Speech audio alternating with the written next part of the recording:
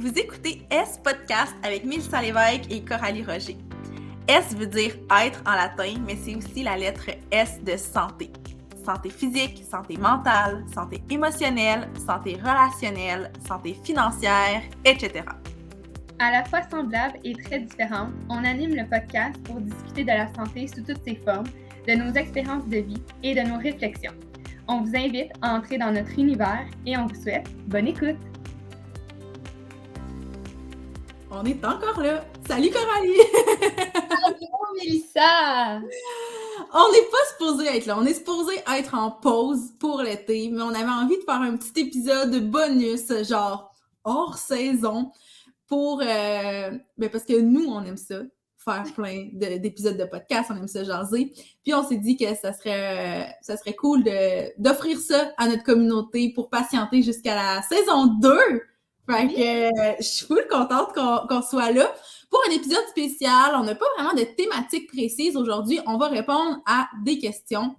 Donc, dans le fond, toutes les deux, chacune de notre côté, on a demandé aux gens, à nos communautés Instagram, de nous poser des questions, qu'est-ce qu'ils avaient envie de savoir à propos de nous.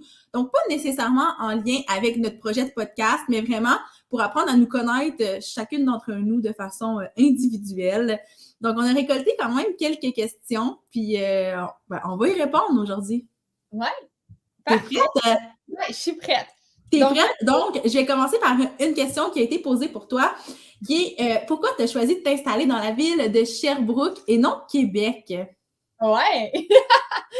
Quand j'ai lu cette question-là, je suis partie à rire parce que pourquoi Québec plus qu'ailleurs? Ouais, ben en fait, c'est ça, je me disais peut-être que la personne avait une information que moi j'avais pas quand j'ai vu la question, là, mais. Non! Okay. En fait, je crois, si je me mets dans la peau de cette personne-là, je me dis, j'ai beaucoup de clients en création de contenu qui sont à Québec. Peut-être de là que vient un peu l'idée de pourquoi que je suis à Sherbrooke, alors que j'ai beaucoup de contrats professionnels à Québec. Je voyage assez régulièrement. Sherbrooke, Québec, pour soit aller à des shootings, soit aller à des événements. Fait que c'est peut-être ça qui a allumé un peu un questionnement dans la tête de cette personne-là. Alors, en bout de ligne, Québec n'a jamais été une destination pour moi, pas attrayante, là, c'est pas ça que je veux dire nécessairement, mais moi, je viens de la Rive-Sud de Montréal, OK? Fait que je connais plus Brossard, Chambly, la Montérégie, Granby même. Puis ensuite, j'ai déménagé à Drummondville. Fait que, tu sais, moi, Québec, c'est quand même assez loin géographiquement dans ma tête. Quand on allait en ville, ma famille et moi, c'était à Montréal, pas à Québec, parce qu'on était beaucoup plus proche de Montréal. Tu sais, aller à Québec, c'était comme dans les voyages culturels en secondaire, mettons. Tu sais, en tout cas, c'était pas... fait que ça n'a jamais été une destination nécessairement que je voulais habiter. Puis à Drummond, quand j'ai choisi mon université, j'ai choisi d'aller à Sherbrooke pour plein de raisons. Genre, mon chum du moment allait à Sherbrooke. Drummond, Sherbrooke, ça se fait bien. Sherbrooke, chez mes parents, ça se fait bien aussi. Sherbrooke, petite ville aussi. Petite ville dans le sens comparativement à Québec. Oui. Plus petit, on va se le dire, moins de trafic. Traverser les ponts, c'est pas quelque chose que j'aime faire dans la vie. Fait que... c'est pas une passion. c'est pas une passion, le trafic puis traverser des ponts. Ben oui. Fait que, comme juste Québec n'a juste jamais été dans l'équation, la réflexion. Puis, ben là, grâce aux médias sociaux, grâce à tout le volet en ligne, ben ça fait que je connecte avec des gens un peu partout au Québec, même dans le monde, on pourrait le dire. Puis, ben ça fait que par la force des choses inexpliquées, ben j'ai plusieurs clients en création de contenu qui se retrouvent à Québec. Voilà, tout simplement. Mais c'est ça, je suis pas à Sherbrooke non plus par choix, dans le sens que là, tu sais, moi puis mon copain, on termine nos études, puis je sais que c'est une prochaine question, là, ce qui se passe avec mon déménagement et tout et tout. Oui. On reste pas à Sherbrooke, puis on a envisagé Québec, vu que j'avais quand même beaucoup d'opportunités professionnelles à Québec, mais la ville en tant que telle, ça nous rejoint pas. On est assez campagnard, plein air. Puis, tu sais, je veux pas dire qu'il y a pas d'endroit de plein air à Québec, c'est vraiment pas ça, mais moi, de mon petit village où est-ce que j'ai grandi versus Québec, le step est gros. Fait que, puis de toute façon, le prix des maisons dans les grands centres présentement, au moment qu'on enregistre l'épisode, c'est assez hallucinant. Fait que oui, j'ai envisagé de me rapprocher de Québec, mais Québec même, pas tant que ça, pas plus qu'il faut. Fait que voilà, tout simplement. Puis juste, parce que, étant donné que une autre question est quand même liée à ça, j'imagine que ça a été posé par quelqu'un qui a écouté nos derniers épisodes. Tu mentionnais que tu déménageais à la Pocatière, puis il y avait une question qui était, est-ce que tu pourrais revenir en Estrie un jour? Donc, je comprends peut-être que non, mais en tout cas, je te laisse y répondre. C'est drôle parce que la personne qui a posé cette question-là, c'est une fille avec qui je joue au deck hockey. Puis les filles du deck, ben, je pense que généralement, on a quand même trouvé ça plate et triste parce que elles vont commencer une nouvelle saison, la saison d'été. Puis ben là, je suis pas inscrite pour la saison d'été parce que la saison d'été, c'est comme du 13 juin au mois de août-septembre. Fait que je serai pas là la majorité de la saison. Puis j'ai comme un peu commencé à jouer au deck hockey avec ces filles-là. Bon, une autre fin qu'on n'a pas abordée dans l'épisode 10, mais c'est ça, c'est comme une fin aussi, tu sais, les équipes sportives, quand on parle d'équipe ou peu importe. Puis je trouve ça plate, puis les filles aussi trouvent ça plate. Tu sais, il y en a une, elle en a même un peu voulu à mon chum, elle est allée un peu le confronter, elle était genre, pourquoi tu l'amènes là-bas? Ah ouais! Je sais que cette fille-là, c'est ça, elle fait partie de mon équipe de deck hockey. Puis malheureusement, j'ai envie de lui dire, ben, pas tant, tu sais, est-ce que tu pourrais revenir en Estrie? Ben, ça, on ne sait pas ce que la vie nous réserve. Tu sais, je ne veux pas dire que oui ou je ne veux pas dire que non, j'en ai aucune idée, mais on n'a pas beaucoup d'attaches en Estrie, dans le sens que nos familles ne sont pas là. Professionnellement, tu sais, je sais pas, comme, tu comprends-tu ce que Ben oui, c'est ça. Il n'y a rien d'assez fort qui pourrait nécessairement vous ramener. On ne sait jamais, mais au moment où on se parle, c'est pas dans les plans, mettons. Exactement. Fait que pas dans un avenir proche, mais on ne sait pas. Mais voilà, il n'y a pas.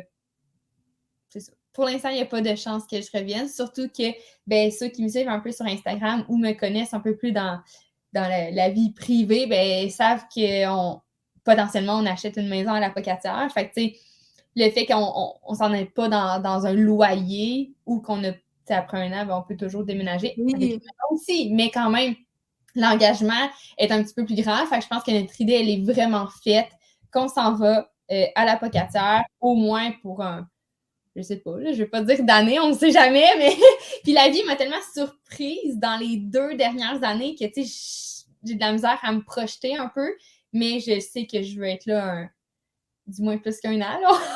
Oui, ben oui, c'est sûr. Fait que, à voir, mais je pense pas pour le moment. Puis là, après, j'arrête avec les questions de situation géographique, mais il y avait une autre question qui, je pense, est quand même très liée à ça, là, c'est qu'est-ce qui te fait peur de déménager dans une autre région qui est pas la tienne à la base, là, faut le dire. Ouais, c'est ça. Fait que comme j'ai dit un peu plus tôt, là, moi, je viens plus de la Montérégie. Fait que là, je déménage au Bas-Saint-Laurent. Fait que c'est environ 3h30, là, je dirais, sans pause pipi. Puis on s'entend qu'avec moi, il y a toujours des petites pauses pipi. Un 3h30, 4 heures de route. C'est sûr que j'ai eu des craintes. Aujourd'hui, à ce jour, puis là, c'est drôle parce que quand l'épisode va sortir, je risque fort probablement d'être à la Pocatière. Fait que j'ai vraiment hâte de réentendre ce que je dis présentement. Mais c'est ça, je pense que j'ai cheminé aussi beaucoup. À la base, c'était catégorique que je n'allais pas m'installer à la Pocatière. Ah ouais? Ouais. Puis même dans la tête à mon chum, quand on s'est rencontrés, c'était clair, net et précis qu'on n'allait pas ou lui ne retournait pas à la Pocatière. Finalement, la vie fait ce qu'elle a à faire. Fait qu'elle nous surprend. Puis, c'est ça, on se retrouve à se diriger vers cette région-là. Puis, j'ai eu énormément de peur. Tu sais, je perds tous mes repères. OK, honnêtement, tu sais, la Pocatière, c'est pas un endroit où j'étais familière d'aller, là, je veux dire. Ma famille, elle a jamais dépassé Drummondville, Saint-Hyacinthe. Fait qu'imaginez Québec, la Pocatière.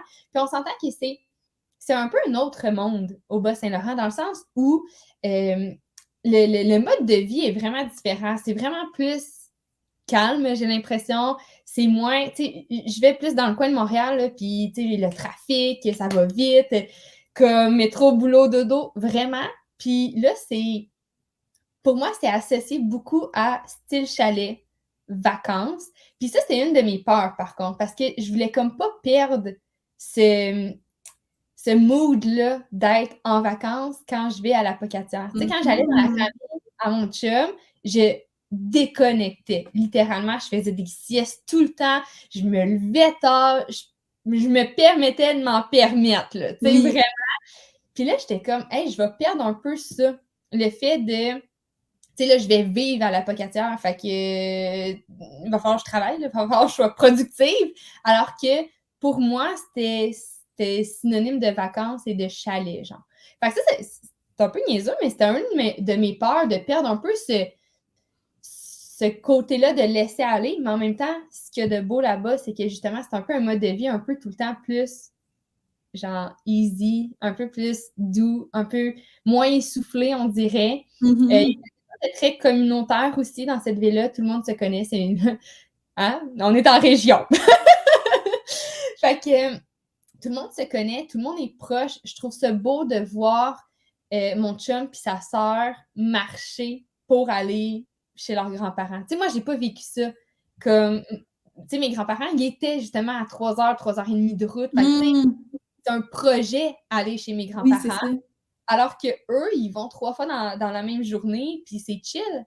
Fait que ça, je trouve ça beau. Mais là, tu sais, je suis en train de recréer, tu sais, mettons, quand je vais avoir des enfants, ben aller chez leur grand-mère, qui est ma mère, ça va être un projet, parce que, tu sais, je m'éloigne, mais en tout cas, je trouve ça beau de pouvoir... tout le monde se connaît, la communauté, tout le monde s'entraide. Fait que là, je dérive du... c'est quoi mes peurs?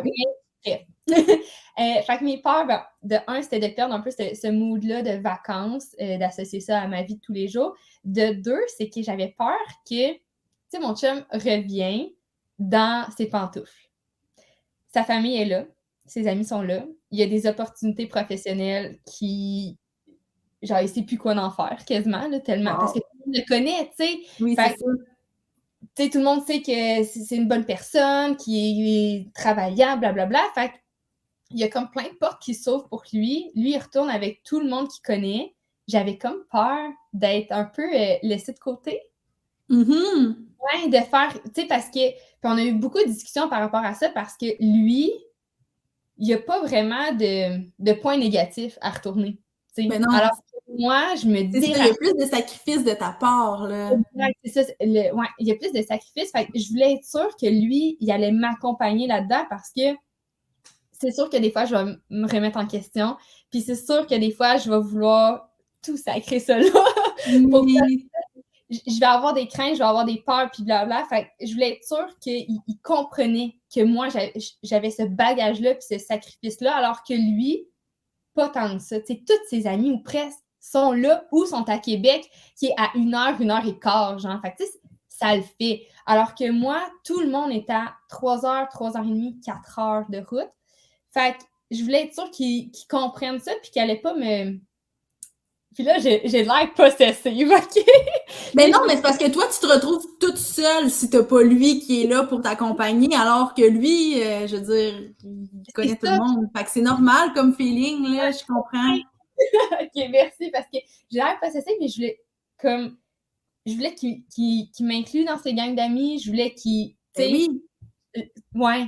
Pas parce que je veux être tout le temps là, il a le droit d'avoir ses soirées avec ses amis puis tout, mais c'est sûr que ça prend un peu d'effort, parce que je veux pas être toute seule, puis j'avais vraiment cette peur-là, mais en même temps, il m'a rassurée, puis en me disant que entre nous deux, la personne qui va s'adapter le mieux, clairement, c'est moi, et la personne qui va se faire des amis plus facilement, clairement, c'est moi. Parce que mon chum, il est très réservé, très timide, il va pas vers les gens. Tu sais, moi, tout le monde devient un peu mes amis rapidement, genre. Tu sais, comme, je suis assez friendly. Fait que, tu sais, il m'a rassurée en disant que l'inverse, lui qui vienne dans ma gang, puis mes amis, puis ma région, peut-être que ça aurait été un autre défi, alors que finalement, peut-être c'est un petit défi pour moi, mais je pense que je vais le relever comme... Ouais. Ouais, c'est ça. Je suis pas inquiète pour toi. Mais je comprends la crainte, par exemple, mais je suis pas inquiète pour toi. Ah ben merci, mais ça, c'est un gros... tu sais, il y a plein de peurs qui sont associées au fait de déménager dans la situation, puis tu sais, je vais en reparler sur mes réseaux quand ça va être plus concret et tout, mais le fait de déménager en région, dans sa région, c'était vraiment ça la plus grosse crainte, vraiment. Ben, je comprends, crime, c'est un gros move là, de déménager en région, dans une région qui est pas la tienne, là, dans le sens où nous, quand on est revenus ici, les deux, on venait d'ici, fait que c'était facile pour nous, mais genre, je me mets dans tes souliers, puis je me dis, crime, je sais que ça va bien se passer, mais ça a dû être quand même un gros travail de réflexion, là. Ouais, vraiment, mais je me laisse porter par ça. Je crois vraiment que hey, ça a l'air niaiseux, ok, ce que je veux dire. Puis là, je vous confie quelque chose. Vas-y! Au fond de moi, hey, même mon chum, il ne sait pas là, ça, là, ce que je vais dire. On est donc bien privilégiés. Ouais, même mon chum ne sait pas ça, ce que je vais vous dire, mais on dirait que malgré tout ce que je viens de dire, je savais un peu qu'à un moment donné, j'allais finir à la POC. Et je vous explique, ok? Puis là, j'ai l'air vraiment folle dans ma tête, ok? Mais la première fois que je suis allée dans sa famille, on dirait qu'il y a des signes de la vie, genre, oh my god, je peux pas croire que je dis ça! Ben, voyons, vas-y. Sans jugement. Ouais, c'est ça, sans jugement. Mais dans le fond, tu sais, chaque ville a un slogan un peu, là. Tu sais, quand Ouais. tu arrives dans une ville, il y a comme l'écriteau de la ville pour dire bienvenue, puis il y a comme un petit slogan. Puis à la POC, c'est genre, c'est ici que tout commence ou de quoi dans le genre. Okay. Puis honnêtement, ça m'a comme rentré dedans. Puis on dirait que je savais qu'il y allait quelque chose qui allait commencer pour moi là. Mais vraiment puissant, là. Comme j'ai pogné un 2 minutes, littéralement, en voyant. Ouais. Puis c'est vraiment particulier. Puis j'en ai reparlé avec mon chum, mais sans dire que ça m'avait fait cet effet-là. Mais juste parce qu'on parlait de slogan de ville, OK? Des fois, on a vraiment des conversations random. Puis on a parlé du slogan de la POC, puis j'ai pas osé y dire parce qu'il va dire, mon Dieu, elle est creepy, cette personne-là. Mon Dieu, je veux plus finalement. Mais je savais, il s'était passé quelque chose à ce moment-là, puis on s'entend qu'on recule d'il y a 4-5 ans, là. Puis j'ai fait comme, ouais, ici, il y a quelque chose qui commence. Je sais pas quoi, mais il y a quelque chose qui commence. Puis tu vois, 4 ans plus tard, 5 ans, 6 ans, on achète une maison à la Pocatière. Fait que c'est ça. Je peux pas croire que j'ai dit ça en podcast. Ah, mais non, mon Dieu, mais moi, je trouve qu'il y a absolument rien là, puis je trouve ça beau, puis je trouve ça incroyable. C'est vraiment cool. Bon, ben voilà. Fait que là, j'ai assez parlé de moi. C'est rendu à ton tour. Passer au... Fin du segment déménagement. Mais je vais tellement en parler, honnêtement. Puis, tu sais, là, je sais que l'épisode va sortir comme pendant l'été. Fait que genre déjà déménagé. Mais quand même, j'ai l'intention de faire une vidéo. Fait qu'entre-temps, il y aura sûrement une vidéo sur YouTube qui parle de mon déménagement, de tout le processus qui était, ma foi, très complexe. J'attends de faire la vidéo parce que, comme c'est pas... On est à 2 mois présentement du déménagement et on n'est pas prêt pantoute, là. Genre, il n'y a rien de signé. Fait que, bref, on verra. Je fais confiance à l'univers. Moi, c'est à toi de passer à l'interrogatoire. Vas-y. Alors, première question qui a été posée, et je l'adore, c'est est-ce que tu te considères comme une workaholic? Pas en tout. Je m'explique, mais pas du tout. J'adore mon travail. Comme je suis vraiment passionnée de ce que je fais. J'adore ce que je fais. J'adore ce que je bâtis. Je sais que j'ai le plein contrôle sur ma business. Mais, tu sais, en fait, premièrement, il faudrait peut-être définir qu'est-ce que c'est workaholic. Parce que moi, j'ai l'impression que ça me rejoint pas, mais peut-être qu'il y en a qui vont dire oui. Mais, tu sais, moi, j'ai l'impression que oui, je suis passionnée, mais est-ce que ça fait de moi une workaholic? Je pense pas. Je pense que c'est plus dans le temps investi là, dans ça, puis tu sais, moi, j'ai d'autres passe-temps, puis je décroche quand même assez facilement du travail.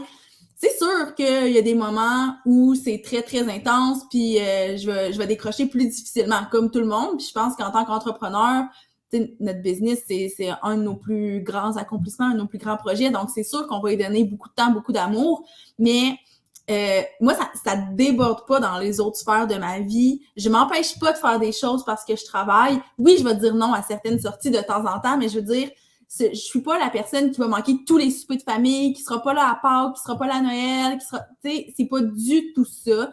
Puis, tu sais, honnêtement, je travaille fort, mais je travaille pas énormément en termes vraiment d'heures investies, là. Je fais vraiment, vraiment pas des heures de fou. J'ai un horaire atypique, puis je pense que tu sais, ça te rejoint toi aussi, dans le sens où il y en a qui vont peut-être dire « Ah ben là, elle travaille le soir, sa vie tourne autour de son travail », sauf que j'ai pas travaillé peut-être la journée, puis c'est mon seul bloc de travail de la journée quand je travaille le soir, ou bien ça a été une journée super intense, super remplie, mais c'est la seule journée de la semaine qui ressemble à ça, puis les autres journées vont être vraiment plus douces. Donc, moi, je pense pas... Tu sais, c'est ça, moi, j'associe beaucoup ce terme-là au fait de travailler beaucoup et ça me rejoint pas du tout. Je suis vraiment... je suis une passionnée, j'aime ce que je fais. Ça arrive que des fois, dans des moments libres, je vais faire « Hey, je vais aller travailler parce que j'ai le goût », mais pas au détriment d'autres choses. Puis ça, je pense que c'est peut-être le point qui fait en sorte que pour moi, c'est un non catégorique à cette question-là. Est-ce que ça fait du sens pour toi quand je dis ça ou t'as pas la même vision que moi? Ça fait tellement de sens parce que je savais que tu allais répondre ça. En fait, je pense qu'entre les deux, je suis peut-être plus workaholic que toi. Je pense que oui. Oui, c'est ça dans nos discussions. Je pense que clairement, oui. Puis effectivement, on a un horaire atypique. Fait que des fois, dans le regard des gens, on se mélange avec le fait qu'on travaille peut-être le samedi, qu'on travaille peut-être tôt le matin ou tard le soir, mais c'est ça. Ça veut pas dire qu'on travaille 24/7 non plus, tu sais, mais je crois que, puis vraiment pas, là, en passant, mais je crois que quand même, entre les deux, si on avait à mettre une étiquette, je pense que j'ai plus le titre de workaholic que toi. Ouais. Puis qu'est-ce qui fait, je suis curieuse de savoir, parce que moi aussi j'ai ce feeling-là, mais est-ce que tu es capable d'identifier clairement qu'est-ce qui fait que toi tu portes plus cette étiquette-là?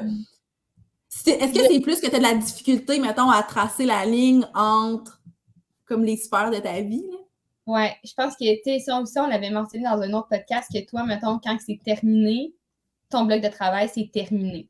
Ouais. Alors que moi, je crois que toi, tu as plus de facilité à t'accorder du temps pour toi, puis moi, c'est ce que je vais négliger. Mm-hmm. Il y a toujours une partie de moi que le travail va être un peu plus important que mon moi. Je travaille beaucoup là-dessus. Là. Je me fais gros des reminders, puis j'essaie. Mais tout vient avec ces relations avec l'argent aussi qu'on a déjà parlé. Ouais. Ouais, mais oui. Ouais. Mais non, mais je comprends. Puis, tu sais, en même temps, tu sais, il y a tout un travail de réflexion puis d'introspection à faire à ce niveau-là parce que la raison pour laquelle, pour moi, c'est facile de faire ça, ben facile, c'est un grand mot, mais justement, ça ne l'est pas nécessairement toujours, puis il faut que je me ramène à la raison fondamentale pourquoi je suis mon propre boss puis que j'ai ma business, c'est pour avoir une qualité de vie qui me ressemble puis que j'ai envie d'avoir. Donc, si au final, je travaille tout le temps pour me permettre un jour d'avoir cette qualité de vie-là, moi, c'est pas du tout ma vision. Moi, c'est dans le moment présent que je veux avoir une belle qualité de vie puis que ça me suive tout le temps. Mais tu sais, c'est pas dans l'optique de un jour avoir cette qualité de vie-là. Fait que tu sais, ça arrive moi aussi que des fois, je suis comme « Ah, non, je vais prioriser le travail parce que… » insérer une raison ici, là, je veux dire, il y en a plein des raisons. Mais des fois, je vais faire le choix d'insérer une raison puis d'y aller puis de prioriser le travail. Mais souvent, je vais faire OK.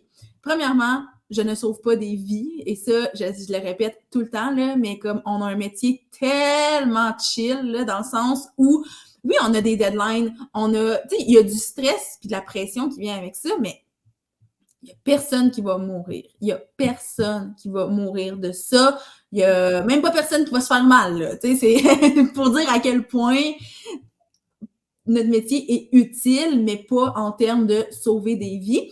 Donc, c'est beaucoup ça, moi, qui fait que je me dis, OK, regarde, même si il me reste des courriels à répondre aujourd'hui, je vais aller voir si c'est urgent. Et encore là, une fois, urgence, c'est très relatif dans notre domaine. Je vais aller voir si c'est urgent, je vais faire un petit tour, mais là, j'ai vraiment besoin d'aller décrocher, d'aller marcher avec mon ami. J'ai besoin de me faire un souper avec mon chum. J'ai besoin de juste aller prendre un bain ou, tu sais, peu importe ce que j'ai envie de faire.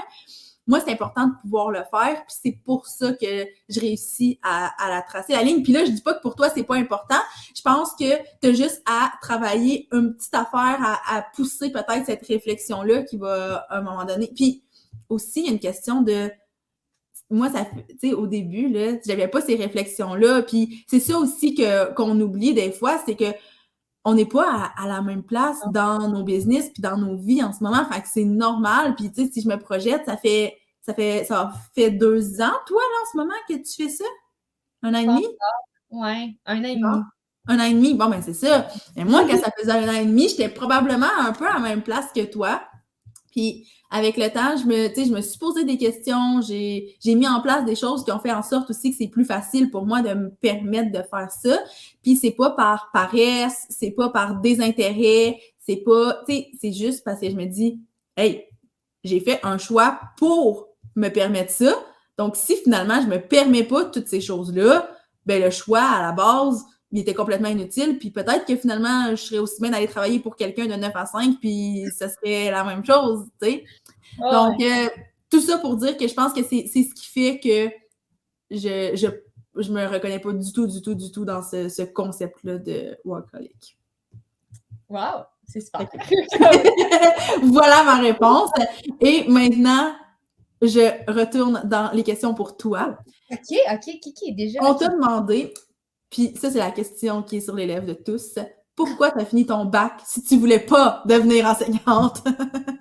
Attends. Quelle bonne question. Puis ça, pour vrai, ça, en fait, depuis session numéro 1, tout le monde me pose cette question-là. Fait que, pourquoi j'ai fini mon bac? Premièrement, c'est très rare que je ne vais pas au bout des choses, de un. Comme généralement, dans mon tempérament, j'ai tendance à vraiment aller jusqu'au bout des choses et à les terminer. Quand je l'ai commencé, je les termine, je me suis engagée. J'ai quelque chose avec l'engagement qui est très, très, très fort. Tu t'es engagé, tu dois le terminer un peu. Première chose. Deuxième chose, c'est pas que je n'aime pas être enseignante, puis ça, je le nomme souvent. C'est pas parce que je ne choisis pas de faire ce métier-là que j'haïs ça puis que je suis pas à ma place. Au contraire, je suis à ma place. Je sais que je suis bonne avec les enfants, puis je vais dire souvent enfants, même si mon bac comprend ados et enfants primaires, secondaires, mais j'ai une facilité avec les enfants. Je travaille vraiment plus aussi au primaire. Je sais que je suis bonne, je sais que j'aime ça. Le problème entourant le métier, la profession d'enseignante, c'est qu'il y a une structure, puis il y a des limites, puis moi, je me sens prise là-dedans. Je me sens prise en temps, je me sens prise géographiquement, je me sens dans un système parfois que je comprends pas, puis j'ai un gros problème avec, tu sais, pourquoi c'est comme ça? Ben parce que c'est le même. Ouais. À l'intérieur de moi, je ne sais pas pourquoi, mais ça me fait sortir de mes gonds. Puis en ce moment, on est dans un système que des fois, j'ai pas l'impression que c'est si logique que ça, ou ça prétend être pour le bien-être des élèves, mais au final, ce l'est pas tant, ou bref.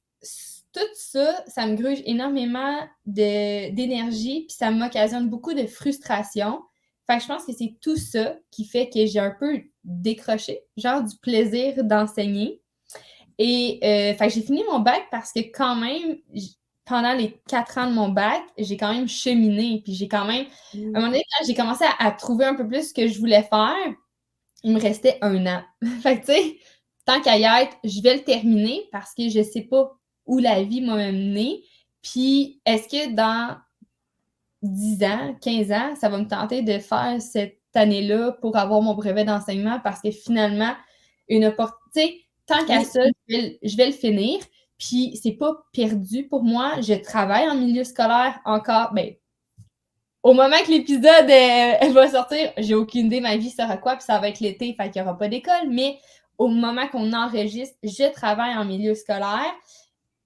Fait que, tu sais, mon bac est quand même important. Fait que je l'ai fini un peu pour toutes ces raisons-là, puis on verra la suite des choses. Ouais! Ben, c'est une excellente réponse, puis je pense qu'il y a bien des gens qui vont être contents de le savoir parce que je pense que ça intrigue beaucoup les gens. Tu sais, le fait d'aller à l'école, puis finalement prendre un autre chemin, tout ce qui est un peu parcours atypique, je pense que ça fascine beaucoup les gens, puis c'est probablement de cette place-là que venait la question. Donc, Pour excellent. vrai, je serais vraiment curieuse de voir des statistiques des personnes qui terminent, mettons, leur bac, puis qu'est-ce qu'ils font ensuite, si c'est si relié à leur bac que ça, ou s'ils ont pris des chemins différents. Parce que honnêtement, là, comme il y a plein de gens, exemple de mon bac, qui finalement font autre chose, vont dans un autre programme. Fait que je serais vraiment curieuse de savoir, tu sais, comme je sais que peut-être notre génération est plus propice à faire, on dirait, ces changements-là. J'ai l'impression qu'il y a comme quelque chose dans notre société qui a évolué, qui a changé, mais je serais vraiment curieuse de savoir c'est quoi le pourcentage de gens qui se réorientent finalement, puis que leur bac, pas ne sert à rien, mais n'est pas en lien avec leur travail actuel. Voilà, ouais. Ben, c'est sûr qu'il y en a énormément, puis soit que c'est ça, c'est que ces gens-là prennent complètement un autre chemin, ou tu sais, on est tellement, notre génération, beaucoup touche à tout, puis on fait plein de choses que, ben tu sais, t'es l'exemple parfait, oui, t'as un bac en enseignement, t'es dans le milieu scolaire, ben, à certains moments, là, au moment où ça sera publié, on le sait pas trop où tu vas être, mais il reste que, tu sais, t'es dans le milieu scolaire, mais principalement, ou du moins une de tes grandes occupations, puis un de tes grands revenus, c'est tout ce qui est business, c'est ce que tu fais avec ta compagnie de MLM, c'est ce que tu fais en création de contenu. Fait que je pense que le bac, oui, sert, mais au final, ça veut pas dire que parce qu'on a étudié là-dedans, on doit obligatoirement faire ça et que ça. Exact. Je pense que ça peut éclairer bien des gens d'avoir ta réponse à ce sujet-là. Bon. Voilà, fait à chaque personne qui va poser la question, on va rediriger vers cet épisode de podcast-là la réponse en épisode. Exactement. Puis d'ailleurs, une autre des questions qui était posée, c'était par rapport, ben, autant à ta famille que ton chum, comment ils ont trouvé ça, cette espèce de... Ben, premièrement, le fait que t'as un bac en enseignement, mais qu'au final, c'est pas ton occupation principale, puis t'as tout le changement de vie, là, ils ont trouvé ça? Autant c'est ta famille que ton chum qui, lui, partage ton quotidien et ta réalité, là? Ben, je pense qu'il y a eu beaucoup de défis avec mon chum, mais je pense qu'il comprend mieux parce que lui aussi a un bac en enseignement. Fait qu'il comprend la réalité d'être dans un milieu scolaire puis d'être enseignant. Fait que je pense que lui, il comprend vraiment les raisons puis le pourquoi. Mais quand même, il y a quand même des défis à ça, à devenir entrepreneur, à changer complètement. Mes habitudes de vie ont changé, mon mindset a changé, puis c'est ça aussi, ma personne a énormément changé. Fait que pour lui, ben pour nous aussi, ça a quand même, je vais pas dire que ça a été difficile, mais il y a eu des ajustements, mettons, à faire. Parce que je suis vraiment plus la même personne qu'il y a quelques années. Et je pense que, ben, pas je pense, je sais que c'est pour le mieux, du moins pour moi. Nous, ça a occasionné des défis à certains moments, mais présentement, il est tellement, tu sais, je le vois dans ses yeux qu'il est fier de moi. Comme, puis ça, je trouve ça vraiment beau, puis il me le dit. Puis tu sais, c'est pas quelqu'un nécessairement qui exprime vraiment ses émotions, mais je le ressens très, très fort qu'il est content, il est fier. Puis tu sais, il a vu l'évolution, puis même si c'est difficile, puis même si on sait qu'entrepreneur, on travaille des heures pas possibles, puis tu sais, lui aussi, là, des fois, il aimerait ça aller prendre une marche, puis vu que je suis un peu plus workaholic que toi, ben des fois, je suis comme « Ah, m'a fait telle affaire! » Puis, fait tu sais, je sais que notre lifestyle de couple a changé, mais je le vois et je le sais qu'il m'appuie à 100 000 puis qu'il est fier du chemin que j'ai fait, autant personnellement que professionnellement. Fait que pour lui, ben c'est sûr que c'est ça. Ça a été des fois des moments plus difficiles, mais tout, vraiment, vraiment, ça s'est bien passé, la transition, si on veut. Il comprend mes raisons, il comprend vraiment. Par contre, ma famille, on dirait que même si très, très, très ouvert au fait de changer, il n'y a jamais eu de, voyons, de jugement ou quoi que ce soit, mais on dirait que, premièrement, la création de contenu, c'est nébuleux pour ma famille. Oui, ben c'est ça. C'est pas tant le changement plus que vers quoi tu t'es dirigé. Exact. Fait que je pense que c'est plus ça, c'est que c'est nébuleux encore ce que je fais, puis même ça va faire 1 an et demi, c'est comme, c'est pas clair encore. Fait que je pense que c'est plus ça qui hérite mes parents, là, qui est une petite... comme pas sûr, puis où est-ce que ça va te mener, puis encore une fois, le discours un peu, c'est-tu vraiment payant, c'est-tu vraiment une vraie job, alors qu'on sait, là, comme être enseignant, c'est genre un des plus vieux métiers, là. Genre, oui, c'est ça, t'es vraiment à l'opposé, là. Le métier le plus vieux puis le métier le plus récent. Exactement. Fait que je pense que c'est ça encore qui est comme difficile, mais tu sais, côté personnel, c'est sûr que mes parents, ils ont moins vu l'évolution personnelle. Ils l'ont vu, mais tu sais, mon chum, il était là, comme tu dis, au quotidien. Là, fait que, mais tout ce qui est par rapport à plus vivre le moment présent, la réflexion par rapport au temps, à l'argent, le développement personnel que j'ai fait, tu sais, ma mère, elle le voit un peu, mais ouais, somme toute, ça quand même, tu sais, j'ai jamais été dans une famille ou dans un milieu où il y avait énormément de jugement, puis tu sais, tout le monde se parle aussi, tout le monde s'exprime. Fait que, tu sais, je pense qu'on met des mots un peu sur... Ma mère, elle a pas peur de me poser des questions, là, mais, tu sais, des fois, c'est notre compréhension que c'est pas...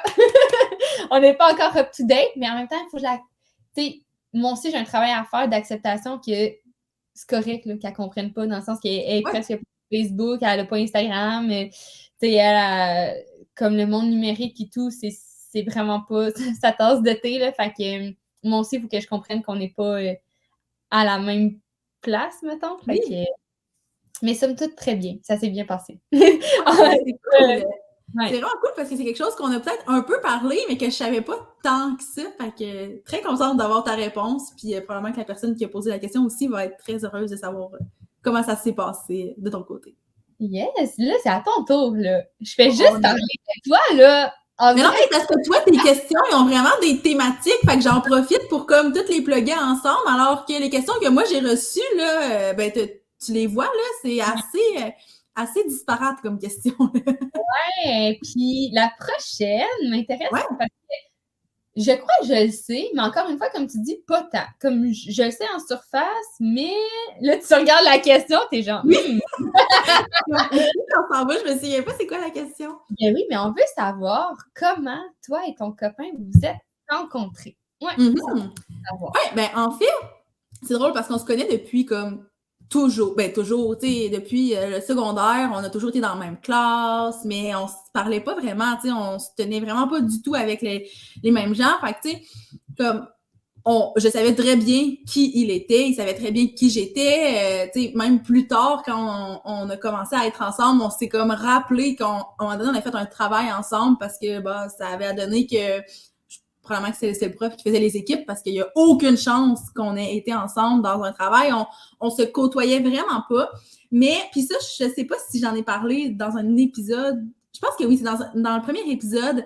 Dans le fond, ce qui est arrivé, c'est que après notre secondaire, les deux, on a comme quitté la maison familiale pour le cégep et on s'est retrouvés dans la même ville, dans le même cégep, qui était pas si loin que ça, là. C'est comme à 1h30 de chez nos parents, mais reste qu'on était vraiment dans un nouvel univers où on n'avait pas nécessairement de repères. Fait que, tu sais, ça a comme vraiment commencé comme ça. On a commencé à dire, ah, tu sais, cool, on est au même cégep. Puis, pour vrai, c'est un peu flou parce que, bon, on l'a répété à plusieurs reprises. Cet automne, ça va faire 12 ans. J'ai l'impression que ça fait 1 an que je dis que ça fait 12 ans, mais cet automne, ça va faire 12 ans qu'on est ensemble. Puis, c'est ça. Fait que c'est un peu flou dans ma tête, mais c'est vraiment juste comme ça. On a commencé à se parler. On se parlait sur Facebook et sur MSN à l'époque. Tu sais, on s'entend, c'est en 2010, là. Donc, ça fait quand même un bout de temps. Puis, c'est ça, à un moment donné, on a juste décidé de commencer à se voir en dehors du monde virtuel, parce que oui, c'est bien le fun, on est dans la même ville, on se parle sur Internet, mais il aurait pu être à des kilomètres, puis on se serait parlé sur Internet. Fait que là, on a commencé vraiment à plus se voir, puis voilà, on est ensemble depuis 7 ans, depuis 12 ans. En 2010, là, J'avais Ouais, c'est 13 fou. On était des bébés, là. On avait 17 ans, là, tous les deux. Fait que c'est quand même... On arrivait du secondaire. Puis pour vrai, si c'était pas du fait qu'on avait quitté notre ville puis on s'était retrouvés dans un milieu qu'on connaissait pas, je sais pas ce que ça aurait donné parce que pour vrai, puis là, faudrait lui demander à lui, mais moi, je pense pas que la vie m'aurait mené vers lui, étant donné qu'on avait vraiment des groupes d'amis différents. Si moi, j'étais restée dans ma ville, ben j'aurais été tellement avec mes amis qui sont encore là que j'aurais pas nécessairement été ouverte à faire des nouvelles rencontres. Donc, je pense pas... Ben, du moins, peut-être pas, mettons, son groupe d'amis à lui, parce que, tu sais, pour nous, c'était pas des nouvelles rencontres, c'est des gens qu'on prenait pour acquis qui existaient déjà, donc on serait pas nécessairement allé vers eux.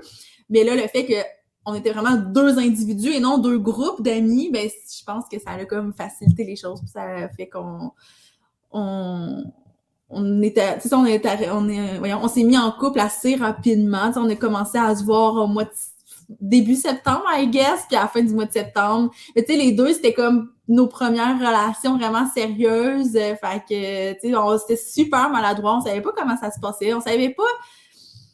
Tu sais, on était très, très naïfs, là. Puis moi, dans ma tête, à ce moment-là, ça allait pas durer dans le sens où, tu sais, je voyais tellement mes amis que leur relation se terminait que je me disais, bah, ça va durer le temps que ça va durer, tu sais. Puis pas que j'avais une vision pessimiste de la chose, mais j'étais consciente qu'à 17 ans, tu trouves pas la personne avec qui tu vas passer le reste de ta vie. Tu sais, c'est quand même plus rare, mais en tout cas, 12 ans plus tard, on est encore là, donc je pense que ça va bien. Ouais, la vie fait bien les choses. J'aime ça. Ouais. On dirait un vrai petit film avant de devenir une comédie musicale, parce qu'on sait que maintenant, 12 ans plus tard, votre vie est une comédie musicale. Oui. Exactement, mais ouais, c'est très histoire de secondaire. Tu sais, oui, on était au cégep, mais tu sais, au mois de septembre, là, on était fraîchement sortis du secondaire. Fait que c'est très histoire d'ado, là. Vraiment. Ah, j'adore ça. On va y aller avec une autre question, là, parce que là, toi, t'as pris du retard dans tes questions. Fait que, ouais, moi, je te bombarde. Ouais, on passe à l'interrogatoire, mais Vas-y. là, on va ailleurs complètement parce que, Oui. ouais, moi, j'avais comme vraiment des questions plus thématiques, là, Ouais, vraiment. c'est ça. Toi, très disparates. Alors là, on a parlé de ton cœur. Maintenant, on veut savoir, au quotidien, une journée type dans ta vie, ça ressemble à quoi? Ouais. C'est une bonne Ben, question, ça. là, je vais avoir. Le premier volet de ma réponse va être la réponse classique plate d'entrepreneur qui n'a pas une journée qui se ressemble. OK, bon, dossier réglé, on passe à autre chose. Maintenant, pour vrai. C'est sûr que ça se ressemble jamais, mais tu sais, une journée de semaine plus typique, ça commence par... ben c'est sûr que, bon, il y a la portion diabète, puis le diabète, le matin, c'est quand même complexe à gérer. Ben, en tout cas, pour moi, je sais pas si c'est comme ça pour tous les diabétiques, mais je sais que pour une grande partie, le matin, c'est comme la période de la journée la plus difficile. Fait que, tu sais, moi, la première chose que je fais le matin, là, c'est de prendre la glycémie puis essayer de dealer avec ça, penser à mon déjeuner. Bon, je mange toujours la même chose, fait que c'est pas si compliqué, mais reste que, oui. D'ailleurs, à quoi ressemblent tes repas dans une journée? Tu peux peut-être l'intégrer. Il y avait la question des repas, puis de ton lifestyle. Fait que, tu sais, OK, bon. Sois pas gêné de l'intégrer. OK, bon, ben, super, ça va faciliter les choses, mais je me rappelais même pas qu'il y avait ça comme question. C'est une chance que t'es là. Donc, c'est ça, tu sais, moi, le matin, bon, tu sais, je veux pas entrer dans les détails plus techniques puis médicaux de la chose, mais c'est une période plus difficile. Fait que moi, j'ai trouvé comme ma recette magique de déjeuner, donc c'est toujours la même chose. C'est toujours un pudding de chia avec des fruits, puis c'est la même chose depuis genre 2 ans, là, à tous les matins, c'est ça. Okay. Ouais. Puis ça me satisfait, hein, by the way, là, tu sais, je sais que... Non, mais c'est parce que des fois, quand tu sais, par exemple, si je vais passer un week-end chez mes parents, ben souvent, j'ai apporté mes petits puddings de chia, puis, tu sais, je sais que mes parents sont comme, ah, tu sais, c'est dull un peu, puis je suis comme, non, j'ai trouvé un déjeuner qui est vraiment simple à gérer pour ma santé, mais que j'aime vraiment manger. Fait que, juste pour rassurer les gens, ça me satisfait, là, je fais vraiment pas pitié, puis je me prive pas en termes de nourriture. Le matin, ça arrive que je vais plus me priver, tu sais, quand on va aller déjeuner dans un resto, là, pour moi, oups, quand même, ça devient vraiment un casse-tête. Aller manger au resto en soirée, c'est correct, mais le matin, pour moi, c'est plus difficile. Fait que bref, tout ça pour dire que je me prive pas vraiment. Donc, le matin, pour vrai, très relax, là, c'est ça, je fais mes petits trucs de diabète, déjeuner, pour vrai, mes matins, dépendamment des saisons, c'est assez différent. Je vous dirais que, tu sais, pendant l'hiver, là, ben, l'hiver, printemps, j'avais complètement scrappé ma routine du matin, là. C'était vraiment, j'avais juste besoin que ça soit slow, mais c'est la seule chose, c'était mon seul critère de routine matinale. Alors que, je dirais depuis le mois de peut-être la mi-avril, là, j'ai recommencé, ça fait un bout, là, mais j'ai retrouvé cette routine-là qui est vraiment plus structurée, mais en même temps très intuitive. Donc, souvent, tu sais, en déjeunant, ben, je vais lire un livre ou écouter un podcast, dépendamment comment je file cette journée-là. J'essaie de pas aller trop, tu sais, de pas utiliser les écrans trop tôt le matin. En même temps, tôt le matin, c'est relatif parce que il y a déjà quelqu'un qui me dit, ouais, mais tu m'as écrit à comme 7h30 le matin. Puis j'étais comme, ben oui, mais ça faisait déjà 1h30 que j'étais réveillée. Ma routine du matin, ça fait longtemps que c'était réglé, là. Fait que, c'est ça. Puis après ça, si on rentre vraiment dans la routine de travail, ben là, ça varie vraiment. Tu sais, moi, je me suis établie, puis encore là, ça aussi, ça change au fil des saisons, mais je me suis établie des journées thématiques pour différentes tâches que j'ai à accomplir. Donc, c'est pour ça aussi qu'en tant qu'entrepreneur, on dit que les journées se ressemblent pas. C'est que pour moi, un lundi, un mardi, ça va être des journées où je vais être vraiment sollicitée, où je vais être avec les gens, je vais faire des rencontres Zoom, je vais faire des rencontres en personne si ça se prête, je vais enregistrer des podcasts avec toi, tu sais, il y a plein de choses qui vont se passer, alors que un mercredi, ben là, je vais être vraiment plus en mode création de contenu, en mode service pour les clients. Un vendredi, ben là, oups, ça va être un peu plus rattrapage de la semaine, si on veut. Donc, tous les dossiers là, que j'ai faits, on reporte, ben là, le vendredi, on règle ça. Donc, en termes de travail, les journées, ça varie vraiment, vraiment beaucoup. Mais une chose est sûre, c'est que à chaque jour, que ce soit la semaine, la fin de semaine, je vais vraiment me prendre un moment pour dîner. C'est très, très, très, très rare que je vais dîner sur le coin de la table en travaillant d'une main puis en mangeant de l'autre. Ça, je sais d'où ça vient 100% du diabète, parce que j'ai pas le choix comme de manger, j'ai pas le choix d'être consciente aussi de ce que je mange. Tu sais, avant, là, ça arrivait que je me ramassais quelque chose, je mangeais, puis au final, 5 minutes après, j'étais comme « Ah, j'ai déjà mangé, qu'est-ce que j'ai mangé? Je me souviens pas trop. C'était quoi les ingrédients qu'il y avait là-dedans? » C'était une salade avec plein d'affaires. Tu sais. Mais là, maintenant, il faut que je sois consciente de chaque aliment parce que ça a un impact sur... mais surtout.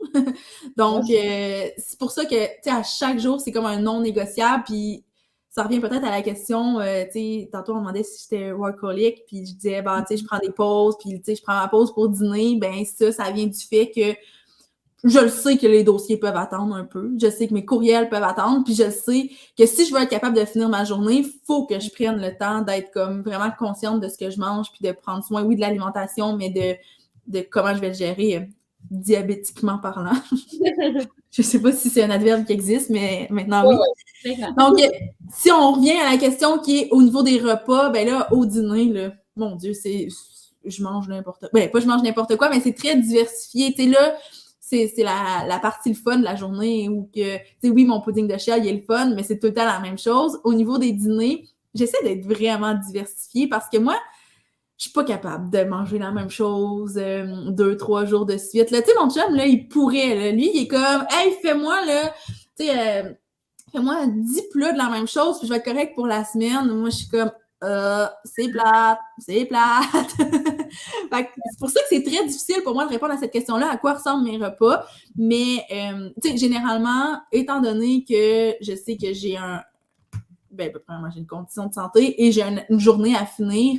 Souvent, mes dîners, ça va être quelque chose de quand même léger, mais qui va me soutenir pour le reste de la journée. Et là, c'est ça. Après la pause dîner, ce qui est, si on fait encore vraiment heure par heure, à quoi ça ressemble une journée dans ma vie, c'est sûr que mon chum, qui a un emploi traditionnel avec des heures de travail, lui, il a 1 heure de dîner. Fait que ça aussi, ça m'oblige je m'oblige à prendre ce temps-là avec lui. Donc, ça arrive que des fois, dans le dernier 15 minutes, je vais recommencer à travailler, mais généralement, j'essaie d'avoir cette heure pleine-là, avec lui ou du moins pas devant l'ordinateur. Puis ben là, c'est ça, l'après-midi, un peu comme je disais tout à l'heure, en termes de travail, ça va varier selon la journée de la semaine. Donc, des journées, ça va être de la création de contenu, des enregistrements de podcasts, peu importe. Puis, généralement, je ferme le bureau non officiellement vers 4h30, 5h.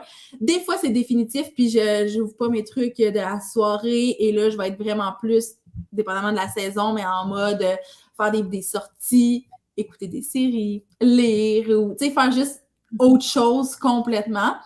Mais évidemment, ça arrive. Moi, j'aime ça quand même, travailler le soir. Avant, fun fact, là, je détestais ça. Moi, là, je fermais à 5h puis c'était fini. Maintenant, j'ai comme réalisé que sans pression, c'est le fun. Je pense que c'est ça aussi. Tu sais, quand on se met la pression de devoir travailler en soirée, on dirait que c'est comme de forcer un élève au secondaire à lire un livre de français. Là. Tu sais, le livre, tu vas le trouver super bon si tu le lis pas dans un cadre d'école, mais quand il faut que tu le lises dans le cadre de l'école, mon Dieu, que c'est laborieux. Fait que, c'est un peu ça ma relation avec le travail le soir, maintenant que je suis pas obligée puis que je le fais juste parce que ça me tente, parce que je suis inspirée, parce que des fois, juste la motivation de savoir que la journée du lendemain va être plus douce parce que je vais avoir pris 1 heure pour travailler, ben ça me motive, c'est assez pour dire, ben je vais le faire, puis ça va être cool.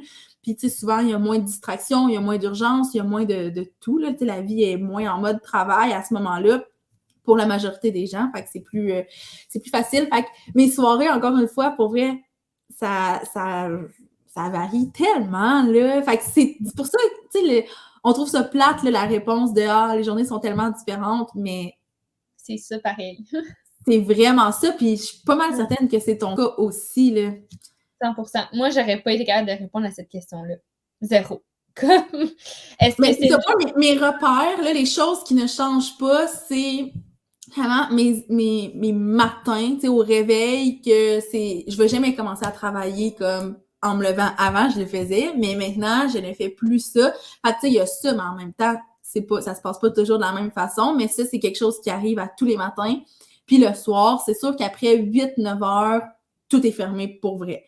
Donc, c'est pas mal les deux items de ma journée qui reviennent, les deux éléments qui reviennent à chaque jour, mais sinon, très, très, très diversifié. Mais c'est la beauté de la chose, puis c'est une autre aussi des raisons pour laquelle j'ai décidé d'avoir ma business. Fait que je pense que si toutes mes journées se ressemblaient, j'aurais peut-être échoué à quelque part, finalement. Fait que c'est un peu ça, ma réponse à cette question-là. Puis là, c'est à mon tour de te relancer une question. Puis je trouve ça vraiment cute comme question. C'est qu'est-ce qui rend Coralie heureuse? Ouais, c'est très simple en plus comme réponse. J'ai essayé de penser, vraiment.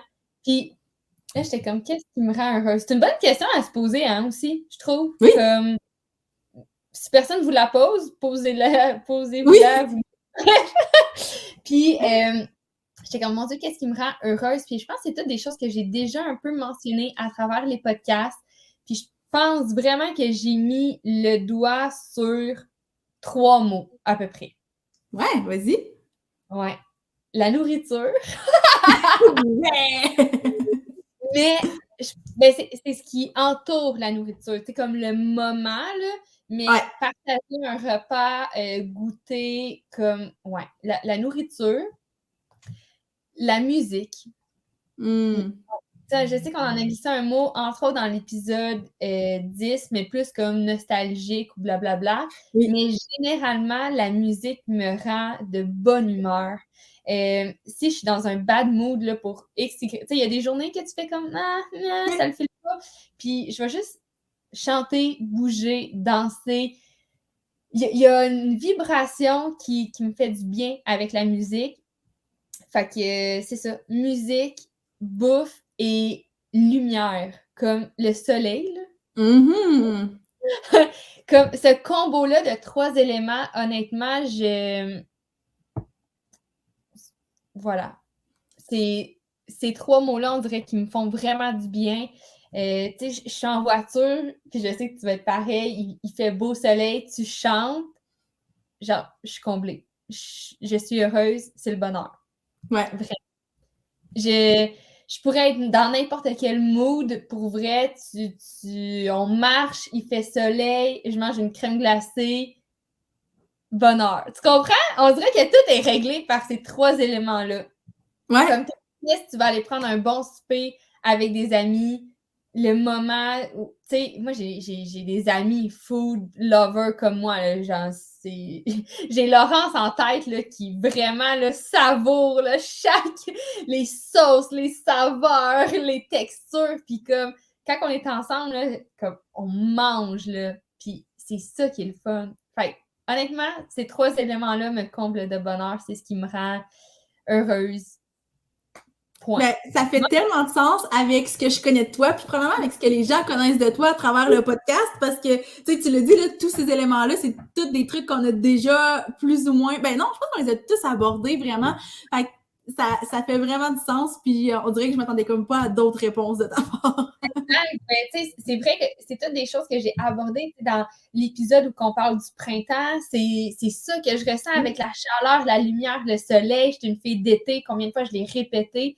La bouffe, même chose. J'avais posé la question, qu'est-ce qu'on pourrait avoir de gratuit toute une vie? Puis j'avais nommé la nourriture, la musique, à quel point je répète souvent que c'est mon élément de motivation, qui me rappelle des souvenirs. Fait que, tu sais, 3 mots, aussi simple que ça. Ouais, ça fait très, très Coralie, je trouve. Merci. T'es-tu prête pour toi? Vas-y. Question déménagement. Dans les plans. As-tu déjà envisagé de déménager hors de l'Abitibi? Ben, oui, déjà, par le passé, parce que, tu sais, il faut savoir, ben là, je sais pas si c'est comme ça pour tout le monde, mais il faut savoir que moi, en grandissant en région, à un moment donné, il y a une espèce de c'est plate en région. Tu sais, quand on est ado, on se dit il se passe rien ici, puis ça a l'air donc ben cool à Montréal, puis on se rappelle que moi, à ce moment-là, je voulais devenir rédactrice en chef d'un magazine, je voulais travailler dans ce domaine-là, donc très vite, je pense, secondaire, pas certaine là, de la timeline, là, mais je pense qu'en secondaire 2, j'ai comme annoncé à mes amis qu'après le secondaire, je quittais la région. Ah ouais, hein? Ouais, puis ça avait vraiment fait un drame, là, parce que c'était comme, oh non, on veut pas que tu partes. Puis j'étais comme, hey, je suis en secondaire 2, là, on se calme. Donc, ouais, pour moi, là, c'était clair à ce moment-là que j'allais même passer ma vie en dehors de la région. Je pensais vraiment ça. Après ça, finalement, après le secondaire, ben, tu sais, comme je l'ai dit tout à l'heure, j'ai pas quitté la région. J'ai quitté ma ville, mais j'ai pas quitté la région. Puis, ça a été comme une espèce d'avant-goût de OK, tu sais, je suis loin du nid familial, puis j'ai comme pas eu ça. Et après ça, ben là, est venue l'université, puis en Abitibi, il n'y a pas possibilité d'étudier en communication, en marketing ou quoi que ce soit de ce genre-là en région. Donc, c'était sûr que j'allais devoir quitter. Et c'est à ce moment-là que je suis allée à Sherbrooke. Puis j'ai vraiment, vraiment, vraiment aimé Sherbrooke parce que pour moi, c'était pas trop dépaysant dans le sens où c'est vraiment, vraiment plus grand que la ville où j'ai grandi.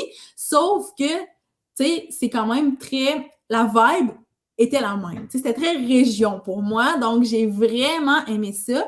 Puis quand j'ai terminé mon bac, à ce moment-là, je savais même pas hein, si j'allais revenir en Abitibi ou...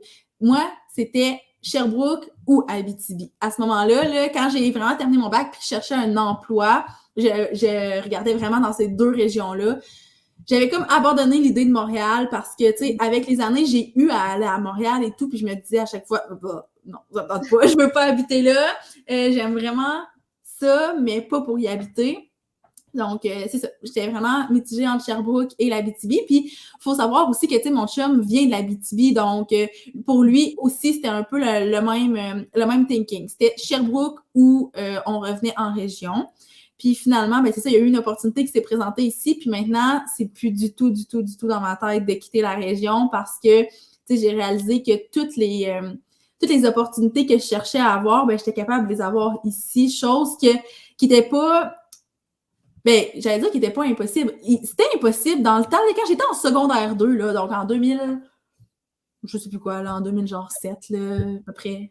Ouais, à peu près. Donc en 2007, là, le web, c'était pas ce que c'est aujourd'hui et tout. Donc, les opportunités que j'ai en ce moment, en 2007, j'aurais pas pu les avoir. Donc, c'est pour ça que mon thinking à ce moment-là, c'était je dois sortir de la région. Mais maintenant, j'ai comme le meilleur des mondes parce que j'ai la vibe de région, je suis proche de ma famille, la famille à mon chum, nos amis, mais en même temps, j'ai les opportunités que je cherchais à avoir en quittant la région quand j'étais plus jeune. Donc, oui, je l'ai déjà envisagé. Je l'ai même fait un peu, tu sais, pour les études. Mais maintenant, c'est plus du tout dans mes plans de quitter l'Abitibi. Vive les gens en région. Ben oui, ben c'est ça. Maintenant, tu vas vraiment connaître ça, là, la vie de région. Puis je pense que tu vas t'y plaire. En tout cas, mais c'est sûr aussi que c'est différent, je pense, pour quelqu'un, tu sais, qui a grandi ici. Pour moi, c'est non seulement, tu sais, je suis habituée de la région parce que c'est là que j'ai grandi, mais c'est aussi tous mes repères sont ici. Fait que je pense que, tu sais, pour moi, c'est quand même... C'est pour ça, je pense que c'est aussi clair dans ma tête que je veux rester ici. C'est que, tu sais, je me dis... Quand j'étais à Sherbrooke, j'étais comme à 8 heures de route de ma famille. Maintenant, je suis à 1 heure et demie. Hey, il n'y a rien là. Puis mon Dieu, que ça vaut de l'or, là. Donc, voilà. Ouais, c'est ça. C'est comme, oui, tu es en région, mais ta famille n'est pas à Montréal. Tu sais, ta famille est là, tes repères sont là, tu as grandi là. C'est ça. Ouais, je comprends ton point. Puis, tu sais, je pense pas, comme tu dis, que tu es pénalisé d'être là. C'est ton meilleur des deux mondes. Fait que tu as tout quand même. Il n'y a pas de sacrifice nécessairement. Je sais que tu as des amis un peu plus loin, par contre. Oui. Mais tu sais, je sais aussi que tu communiques avec tes amis via l'Internet. Là, tu sais, je veux dire, il y a ça de beau. Puis avec la pandémie aussi, comme tout est devenu à un autre niveau plus encore Internet web. Fait que... Oui, puis tu sais, c'est ça, j'ai quand même mon monde ici aussi, puis je peux pas, tu sais, c'est ça, je peux pas... je me verrais pas tomber dans un pattern où je me sens loin de ma famille puis des amis qui sont ici, là. Je pense qu'on trouverait ça vraiment plus difficile que quand on l'a fait la première fois, qui était, tu sais, pour les études, quand on est parti pour Sherbrooke. Mais peut-être que aussi parce que tu partais pour les études, tu savais un peu au fond de toi que c'était temporaire. Tandis que là... c'est ça, je savais pas c'était quoi qui m'attendait après, mais tu sais, justement, je savais qu'il y avait rien de coulé dans le béton, alors que là, si je quitte, il y a toujours rien de coulé dans le béton, sauf que les motivations derrière ça seraient quand même différentes. Fait que, ouais, c'est un bon point. Voilà. Est-ce que j'enchaîne ou t'enchaînes ou... Ben, je sais pas, il reste combien de questions, toi, que tu dois me poser? 2.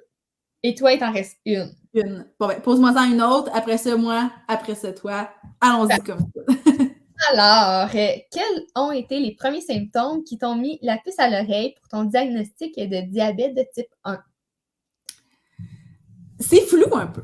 Je t'explique. Ben, tu sais, j'ai déjà parlé un peu de l'histoire de diagnostic, là, mais avec le recul, je me rends compte qu'il y a des symptômes que j'avais, mais que je savais pas que c'était des symptômes. Donc, tu sais, toujours envie de pipi, boire énormément d'eau. Il était là, les symptômes, sauf que moi, je les voyais pas. Mais vraiment, ce qui a été l'élément déclencheur, je l'ai dit dans l'autre épisode, je me souviens plus, que c'était chez la gynécologue, c'est ça? Je l'avais raconté.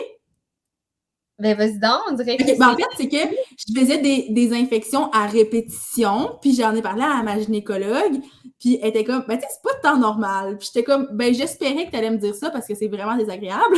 Donc, aidez-moi quelqu'un. Puis c'est elle qui a fait comme, ben, peut-être que ça pourrait être un diabète type 1, 2, peu importe, là, mais il y a quelque chose là.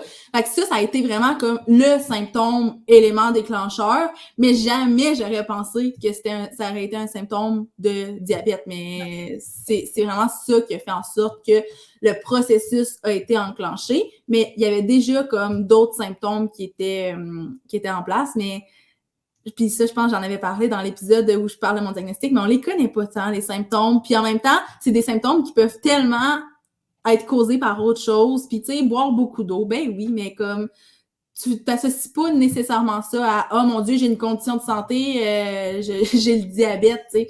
Fait que c'est très difficile. Puis, ben, tu sais, je pense que c'est comme ça pour beaucoup de conditions puis beaucoup de maladies, là. Mais, tu sais, des symptômes...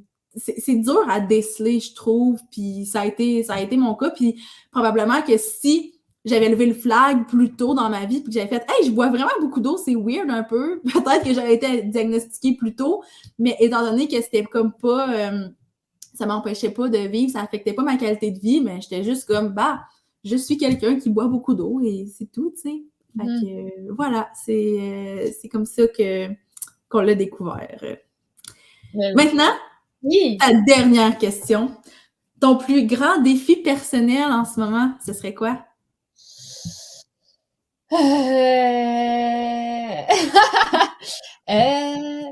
Honnêtement, je crois que ça serait de mettre mon cerveau à off. Ouais. Puis je sais que ça englobe beaucoup de choses, mais tu sais, on parlait d'être workaholic. Ben, tu sais, moi, Oui. c'est difficile de mettre mon cerveau à off. Tu sais, quand je vais Oui. prendre un bain, je vais penser à plein d'affaires. Quand que je vais aller prendre une marche, je vais penser à plein d'affaires. Puis là, c'est dans la sphère travail, mais ça va être dans la sphère aussi en lien, exemple, du déménagement. Comme je suis tout le temps dans mes pensées, faire ci, il faut faire ça, ta. Généralement, dans la vie, j'ai de la misère à mettre ça à off. Puis, tu sais, je fais quand même pas mal d'anxiété aussi. Fait que, tu sais, je suis capable de monter rapidement, tu sais, la pente ascendante des événements. Quelque chose qui se passe jusqu'à, OK, ben finalement, je vais perdre ma job ou finalement, je vais finir dans la rue ou finalement, comme telle personne a mailli, tu sais. Tout ça, là, mettre ça à off, c'est mon défi, je crois. Personnel, professionnel, dans toutes les sphères. Oui, c'est ça. Tu sais, il va arriver une bad luck avec ma voiture, ben là, ça va me coûter tant, là, il va falloir que je fasse ci, tu sais, l'escalade, là, comme ça. Ouais. Fait que là, c'est avec ça que tu deals vraiment en ce moment, là. Ouais. Ben, je pense aussi parce que je suis dans un moment où il se passe beaucoup de choses, Oui, c'est ça. tout en même temps. Fait que ça fait, tu sais, je pense que j'avais pas mal mis mon cerveau à off comme pendant le premier confinement, là, genre pendant la pandémie, il se passait Ouais. moins de choses. Mais je pense que ça vient aussi avec le fait que. Puis je crée ça aussi, là. Je crée le fait qu'il se passe plein de choses dans ma vie. Comme je n'étais pas Oui. obligée de faire l'histoire avec ma maison qui est assez complexe. Oui. J'aurais pu attendre puis juste faire ça plus simple dans 2 ans. Oui.